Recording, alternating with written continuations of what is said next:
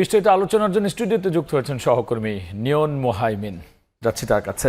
নিয়ন, সবাই আসলে অপেক্ষায় একটা বিশ্বকাপ চ্যাম্পিয়নের শেষ যে ম্যাচ অর্থাৎ ফাইনাল ম্যাচ দেখার অপেক্ষায়।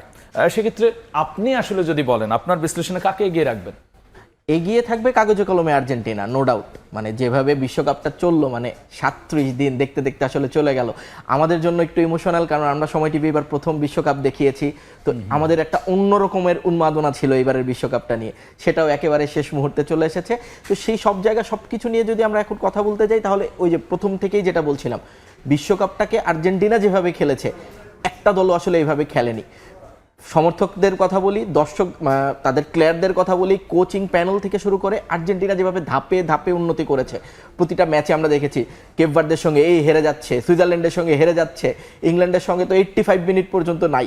মানে সব কিছু মিলিয়ে আর্জেন্টিনা যেভাবে আসলে খেলেছে, তাতে আমার মনে হয় যে কাগজে কলমে এগিয়ে থাকবে আর্জেন্টিনা অবশ্যই। একটা কার্ড দেখছিলাম যে এবারের বিশ্বকাপে আসলে ফাইনালটা আমরা অনেকগুলো পরিসংখ্যান দেখেছি, যে গুরু শিষ্যের লড়াই হবে কোচদের মধ্যে, প্লেয়ারদের মধ্যে মেসি লামিনী ইয়ামালের লড়াই হবে। এখানে আরেকটা মজার লড়াই আছে, লা মাসিয়ার লড়াই। লা মাসিয়া মূলত হচ্ছে ফুটবলের বার্সেলোনার যুব ফুটবল একাডেমি। সেই একাডেমির 9 জন প্লেয়ার আজকে এখানে খেলবেন আর্জেন্টিনার হয়ে, লিওনেল মেসি, এবং বলা হয়ে থাকে লা মাসিয়ার সবচেয়ে মানে আকর্ষণীয় এবং সবচেয়ে সেরা গ্র্যাজুয়েট লিওনেল মেসি। তার সঙ্গে আজকে স্পেনের 8 জন খেলবেন।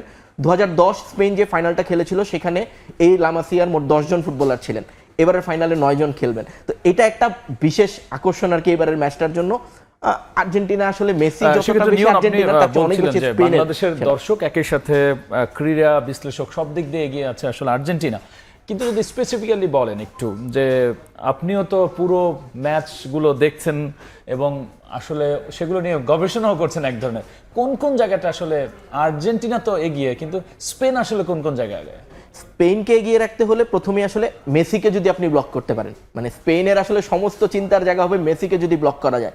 স্পেন হাইলাইন ডিফেন্স করবে, এটা আমরা সবাই জানি, মানে এভাবেই করে আসছে। যদি না আজকে আসলে ফুয়েন্তে শেষ মোমেন্টে এসে কৌশলটা চেঞ্জ করে, যদি হাইলাইন ডিফেন্স করে, মেসি হয়তো বা ফলস নাইনে খেলবে। সাধারণত মেসি প্লে মেকার খেলতে পছন্দ করে, কিন্তু যদি ফলস নাইনে খেলে, সেক্ষেত্রে অফ দা বলে আসলে উলিয়ান আলভারেজ এবং লাউতারো মার্টিনেজ যে সুযোগটা পাবেন, সেটা কতটা স্পেনের ডিফেন্স আসলে আটকে রাখতে পারে, সেটা আসলে মূল চ্যালেঞ্জ হবে।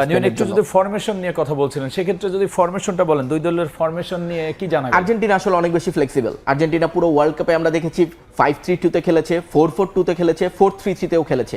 আজকের ম্যাচে আসলে পুরোপুরি স্ক্যালোনি ম্যাজিক। স্ক্যালোনি আসলে কিভাবে দলকে সাজাবেন, ওই যে মেসিকে যদি ফলস নাইনে খেলান তাহলে একরকমের একটা ফরমেশন হবে না, মেসি যদি প্লে মেকিংয়ে থাকেন তাহলে অনেকে বলছেন যে 4-1-3-2 বা 4-3-1-2 এভাবেও খেলতে পারেন। তবে স্পেনের একেবারে যথাযথভাবে যেভাবে খেলে তারা 4-2-3-1 সেভাবেই খেলবে, কারণ রদ্রি এবং পেদ্রি স্পেনের মূল কাজ, মানে আমরা যেটা বলি ইঞ্জিন, মানে আমরা ফুটবলের ভাষায় বলি যে মেইন ইঞ্জিন ফিল্ডের পেদ্রি এবং রদ্রি, তারা মাঝমাঠ থেকে নিয়ন্ত্রণ করবে, এবং তাদেরকে যদি আর্জেন্টিনা ব্লক করতে পারে তাহলেই শুধুমাত্র আসলে স্পেনের বিপক্ষে রেজাল্ট আনা সম্ভব। কিন্তু তাদেরকে ব্লক করা যে কতটা কঠিন, সেটা আসলে স্পেন পুরো থ্রু আউট ওয়ার্ল্ড কাপ দেখিয়েছে। একমাত্র একটা ম্যাচ, শুধু প্রথম ম্যাচটা কেপ ভার্দের সঙ্গে বাদ দিলে, স্পেন যে ফুটবলটা খেলেছে এত সহজ হবে না আর্জেন্টিনার জন্য আসলে। একই সাথে যেহেতু আর্জেন্টিনার জন্য কঠিনের কথা বলছিলেন, আগের ম্যাচগুলো আর্জেন্টিনার কোন কোন ভুল ছিল যেগুলো ফাইনালে তাদের করা ঠিক হবে না? আর্জেন্টিনা আসলে ভুল বলবো না, আর্জেন্টিনা এই কৌশলটাতেই খেলেছেন। মানে অনেকে আমরা মজা করে বলছিলাম যে এই বিশ্বকাপের সবচেয়ে বিরক্তিকর কৌশলের দুটো টিম আসলে ফাইনাল খেলছে, যারা আসলে অপোনেন্টকে পুরো 90 মিনিট ধরে বিরক্ত করেছে। তারা একাধারে মানে একচেটিয়া কোনো কৌশলে খেলেনি, পুরো টাইম বল পায়ে রেখেছে, হোল্ড করেছে, অপোনেন্টের ভুলের জন্য অপেক্ষা করেছে, এবং যখনই অপোনেন্ট ভুল করেছে ওই একটা বা দুটো সুযোগ, সেই সুযোগটা কাজে লাগিয়েছে। আমরা স্পেন এবং আর্জেন্টিনা, বিশেষ করে আর্জেন্টিনার জন্য একেবারে মুখী আছে বাংলাদেশের দর্শকরা, এবং আর্জেন্টিনার পত্রপত্রিকায় অনেক লেখা হয়েছে। একটু বাংলাদেশের উন্মাদনা নিয়ে যদি একটু কথায় আসি। বাংলাদেশের উন্মাদনাটা আসলে আমরা বলবো ইনসেইন। মানে আমি এই ধরনের উন্মাদনা আসলে 2018-তে 2022-এ দেখেছি, বাট 26-এ মনে আসলে সবকিছু ছাপিয়ে গেছে।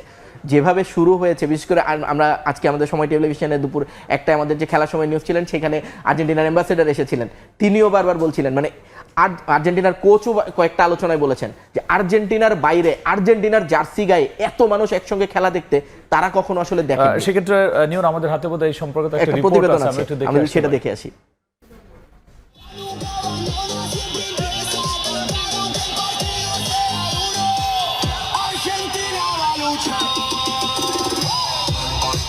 বিশ্ব বিশ্বকাপের দেশ থেকে হাজার হাজার মাইল দূরে থেকেও এক মাসের বেশি সময় ফুটবলে ডুবেছিল বাংলাদেশ। রাত জেগে খেলা দেখা, দিনভর পছন্দের দলকে সমর্থনে উল্লাস, র্যালি, গ্রাফিতি, তর্ক বিতর্ক। আনন্দের কোনো কমতি ছিল না ফুটবল প্রেমীদের মাঝে। বাংলাদেশের ফুটবল উন্মাদনার খবর ছড়িয়ে পড়েছে গোটা বিশ্বে। পর্দা নামতে চলেছে ফুটবল বিশ্বকাপের। দুই পরাশক্তি আর্জেন্টিনা স্পেনের ফাইনাল দেখতে মুখিয়ে আছে গোটা দেশ। অনেকেরই দৃঢ় বিশ্বাস আবারও বিশ্বকাপ জিতবে আর্জেন্টিনা। প্রথম থেকে আমরা বিভিন্ন প্রোপাগান্ডার মধ্যে ছিলাম। আমাদের যে ওভারকামটা হয়েছে এটা পুরা বাংলাদেশটা বিশ্ববাসী জানে। আর্জেন্টিনা যে আমাদেরকে ফাইনাল পর্যন্ত নিয়ে আসছে এবং আমাদেরকে যে এরকম একটা সুন্দর পরিবেশ তৈরি করার একটা সুযোগ করে দিয়েছে, এই জন্য আমরা আর্জেন্টিনার কাছে কৃতজ্ঞ। এদিকে প্রিয় দল বাদ পড়ায় অনেকে ফাইনালে সমর্থন দিচ্ছে স্পেনকে। মুসলমানদের সঙ্গে যে 2 নম্বরটা করে আজকে এই ফাইনালে আসছে তাদেরকে তো প্রশ্নই আসে না আমাদের সাপোর্ট করা। আমার বিশ্বাস স্পেনই নিব আর আমার শতভাগ আশাবাদী। সবসময় আর্জেন্টিনা 3টা দিছে, এবার আর্জেন্টিনায় ফাইনালও 3টা খাইব। মূলত ব্রাজিল সাপোর্টার, সো অবভিয়াসলি আমরা এখন বর্তমানে স্পেন সাপোর্ট করব। পারি যদি নিরপেক্ষ হয় তাহলে স্পেন এবার শিরোপা জিতবে। একসঙ্গে বড় পর্দায় ফুটবলের এই মহারণ দেখার প্রস্তুতি নিচ্ছে দেশের মানুষ।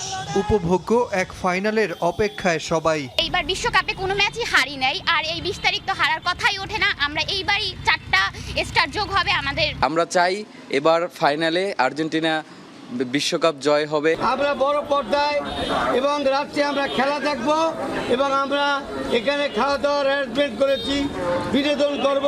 মেসি, ইয়ামাল, দৈরত জমে উঠবে ফাইনালের মঞ্চে। আরও একটা নির্ঘুম রাত কাটবে বাংলাদেশের ফুটবল অনুরাগীদের। নাজমুল হাসান পুলক, সময় সংবাদ। নিয়ন, আমরা কথা বলছিলাম যে আর্জেন্টিনার যে রাষ্ট্রদূত তিনিও আসলে এই বিষয়ে অনেকগুলো গণমাধ্যমে কথা আজকে আমাদের এখানে এসেছিলেন।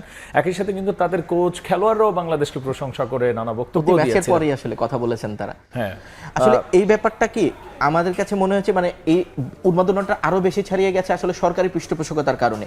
গত বছর পর্যন্ত আমরা মানে গত বিশ্বকাপেও আমরা দেখেছি এই উন্মাদনাটা, বাট তখন আসলে বেসরকারি পর্যায়ে বিভিন্ন আয়োজন ছিল, কিন্তু এবার আসলে সরকারি পর্যায় থেকেও বিভিন্ন জায়গায় বড় পর্দা বসানো হয়েছে। প্রচুর মানুষ আসলে খেলা দেখতে উদ্বুদ্ধ হয়েছেন।